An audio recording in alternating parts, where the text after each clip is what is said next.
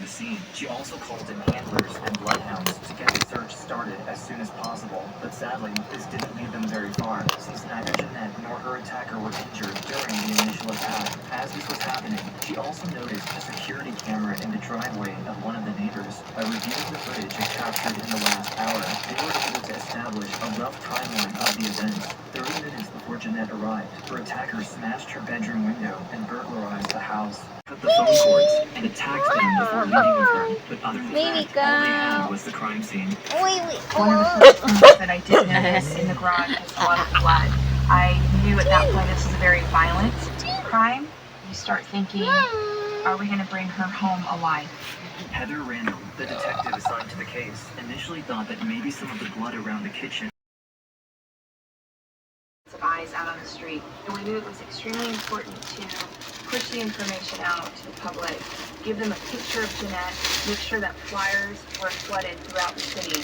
Along the way, Jeanette kept mental notes of every turn they made, hoping she would be able to door, picked her up, and carried her inside. There, he went up the stairs to the second floor and opened a locked door. Behind it was a very small room with a TV. Stood up, looked at her straight in the eyes, and for the first time since he kidnapped her, smiled. An intense feeling of disgust filled her chest. At that moment, she waited. And the detectives on the shows would always look for clues.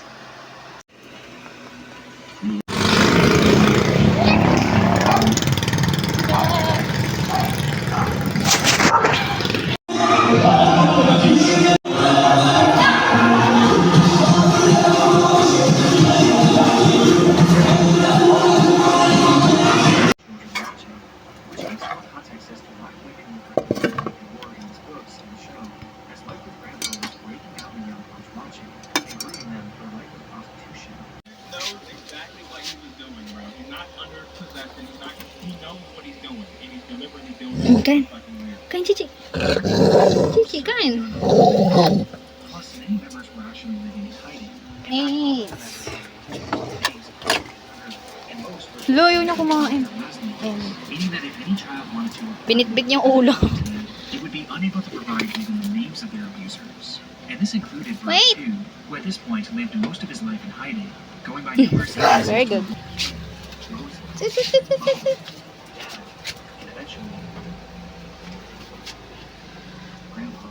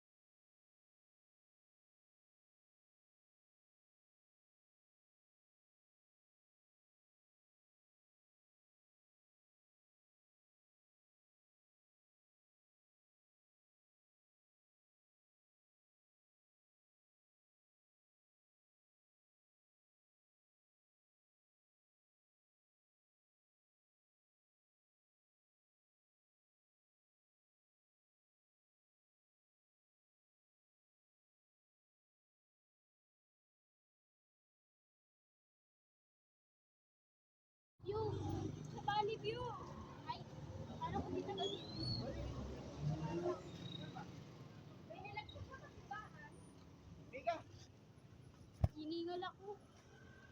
Hindi na ako makikinaglakas. Wala kayang dilim. Hindi nung saan yun.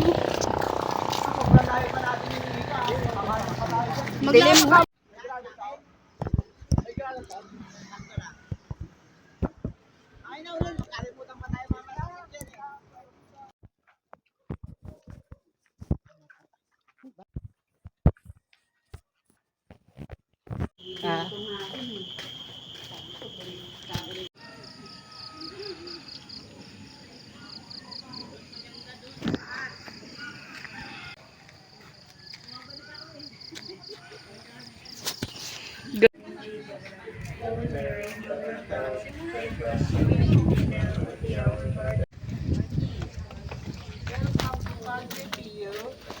San Jose, Bukid. Tama tayo lang kaahon. Kaka-video na dulas. Be, picture tayo be. Napagod ka na be? Tayo po. Hindi sila pupunta ba sa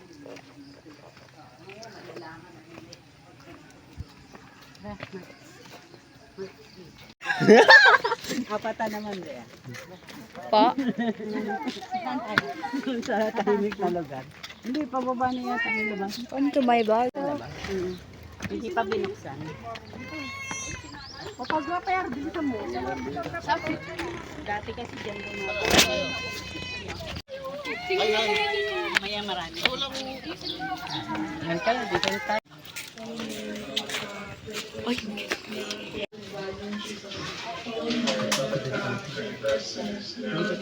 Nakikita mo? Parang siyang ano, Plant vs. Zombie. Pasok kahit makapunta. Sabi na yun.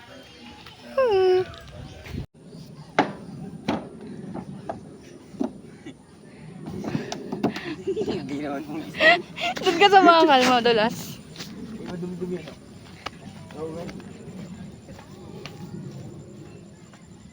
Madulas yan. Masikip. Aray. Ano yan? Wala. Nakakalulati.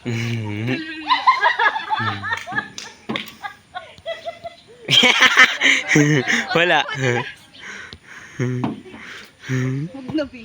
Go ahead. In Jesus' name, my prayers will be granted.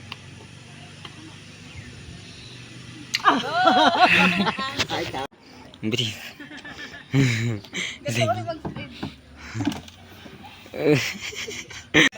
Ang market. Picture lang. Wey! Laman lang wish.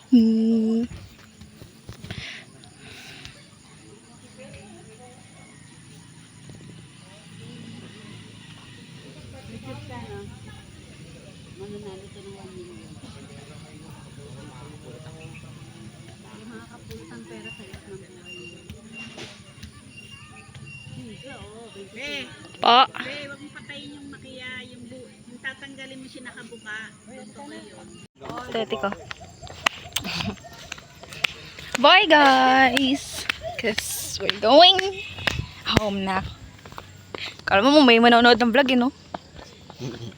Bakla pag magtututorial ka, how to toothbrush. Pag namatay ako marami nang manonood. Obo. Joke lang. Joke lang. Narinig natin. Doon dumaan yung Oh, Idiki, thank you for the ice cream. So good. Wow, delicious strawberry. Ice cream yummy. Ice cream good. Ice cream yummy. Ice cream good. Ice cream yummy. Ice cream good. Nakikita pa rin ang signature ko.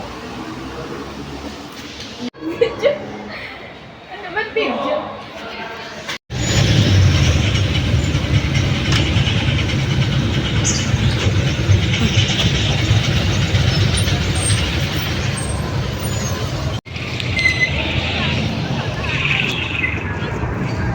Dumi.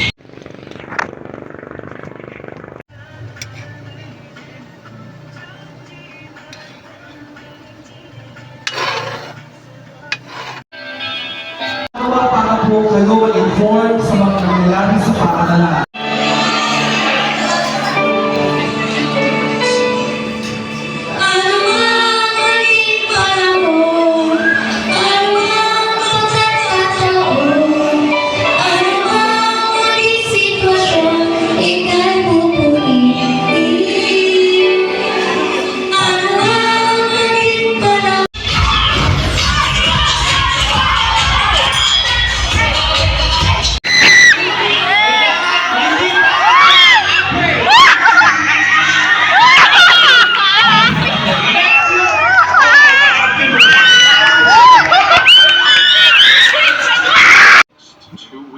I would go from not being able to eat any bread products like pasta or anything to being able to completely eat.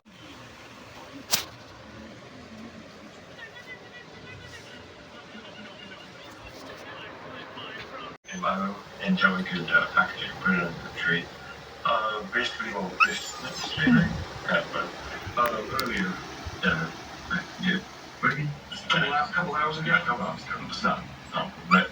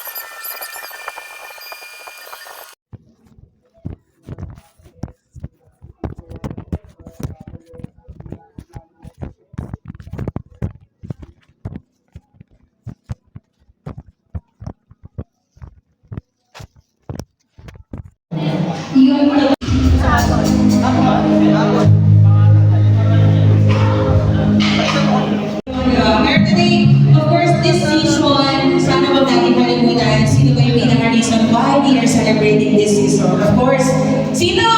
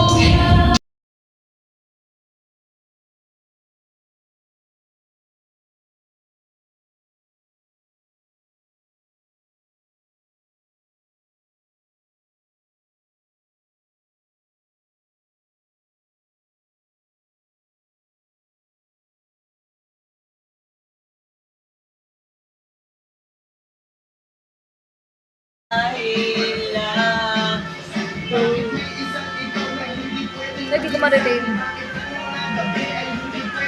Sa'yo